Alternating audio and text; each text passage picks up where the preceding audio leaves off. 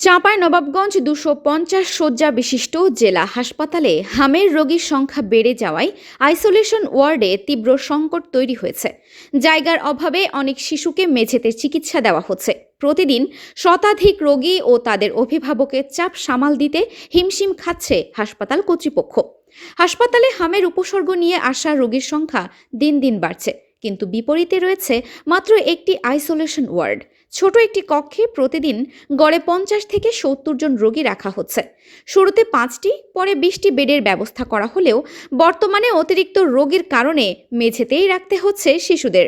প্রতিটি শিশুর জন্য একজন করে অভিভাবক থাকায় ওয়ার্ডে প্রতিদিন প্রায় ১৫০ জনের অবস্থান হচ্ছে। এতে করে গাদাগাদি পরিবেশে শিশুদের চিকিৎসা দিতে গিয়ে চরম ভোগান্তিতে পড়ছেন অভিভাবকেরা। তাদের অভিযোগ, অপরিচ্ছন্ন পরিবেশ, পর্যাপ্ত আলো বাতাসের অভাব এবং চিকিৎসক নার্স সংকট পরিস্থিতিকে আরও জটিল করে তুলেছে। চিকিৎসকেরাও স্বীকার করেছেন, রোগীদের তুলনায় জায়গা ও জনবল দুটোরই অভাব রয়েছে। শিশু ওয়ার্ডে মাত্র ৩ জন চিকিৎসক থাকায় অন্য ওয়ার্ড থেকে নার্স এনে পরিস্থিতি সামাল দেওয়ার চেষ্টা করা হচ্ছে।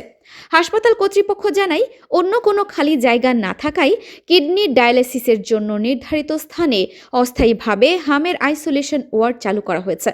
তবুও ক্রমবর্ধমান রোগীর চাপ সামলানো কঠিন হয়ে পড়ছে। হাসপাতালের তত্ত্বাবধায়ক মোহাম্মদ মশিউর রহমান বলেন, কোনো ওয়ার্ড খালি করার সুযোগ নেই, আলাদা জায়গাও নেই। তাই আপাতত রোগীর সংখ্যা কমে আসার দিকে নজর দেওয়া হচ্ছে।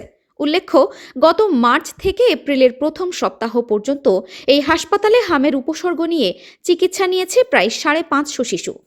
Arefin Farha, CN Bangla news desk.